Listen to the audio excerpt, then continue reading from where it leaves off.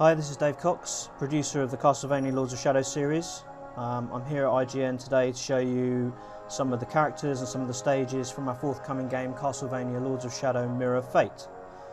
We're going to start off with Gabriel, who makes an appearance at the game in the prologue.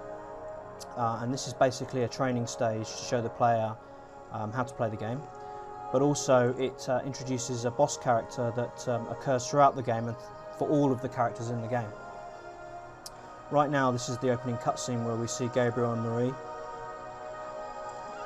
And Gabriel's off on his quest. This takes place before the original Castlevania Lords of Shadow game.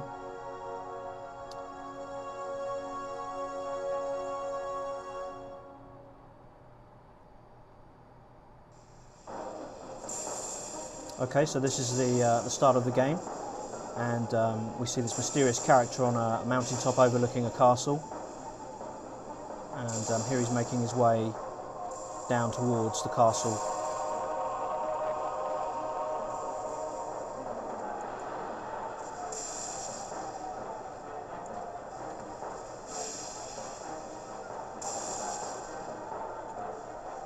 As I mentioned earlier, this prologue stage takes place before the original Castlevania Lords of Shadow, and this is all about introducing this character and how this character plays, and some of the basic mechanics of the game, the combat system, etc.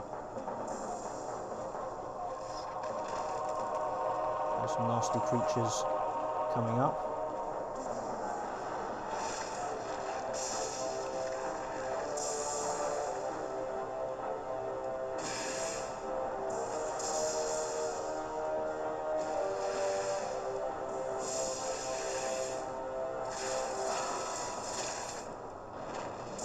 Here we see Gabriel for the first time, obviously before his transformation into Dracula.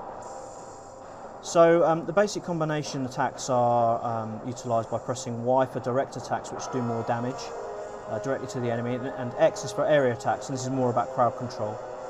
You press B to jump, and you combine these together. That's the basic mechanics of the game, which anyone familiar with Castlevania Lords of Shadow will understand. So let's whip some creatures.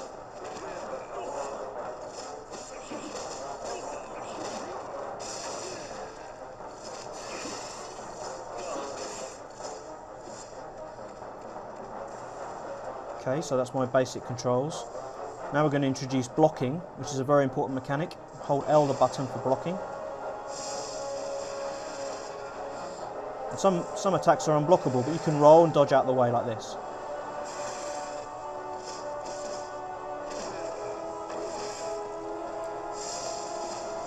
This is using area attacks, keeps the enemies at bay, much wider attacks than direct attacks. And again, if you use a combination of blocking, dodging, direct and area attacks, you should be pretty much invincible.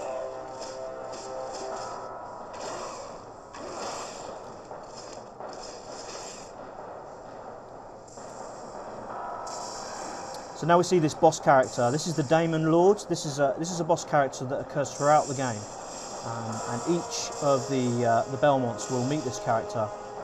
And it's important actually because this game focuses on fate and the fate of the characters and how the actions of one character can affect another character.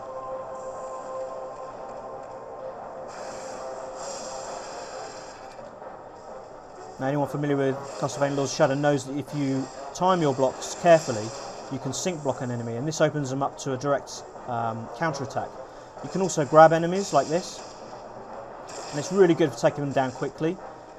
If you mix up your combos and you play well, this grip attack can be utilised pretty quickly, so allowing you to take down enemies very, very quickly. You don't need to take them down, of course, using the grip attack, but I find if you want to get through the castle quicker, it's probably the best way.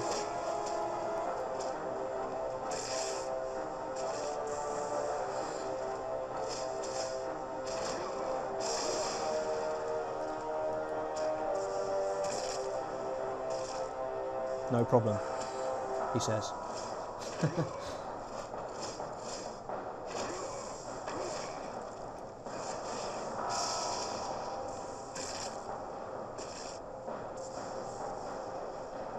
Okay, so that's the basic controls. Now we're going to have our confrontation with the Demon Lord.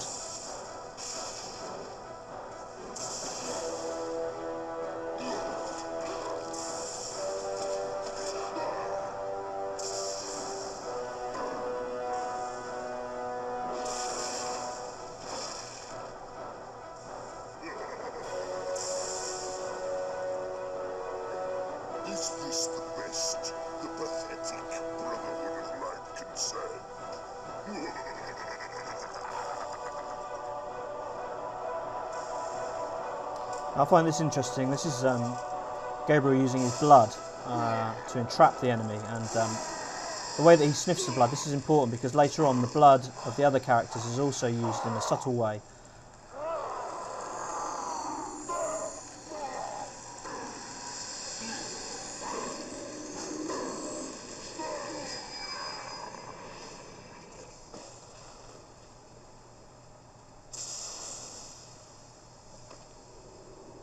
So remember this device because it's going to crop up later in the game. But that essentially is the prologue, and that's the introduction to the controls from Castlevania Lords of Shadow Mirror of Fate. So that's about it for this commentary. Catch you again next time when I'll be showing you Simon.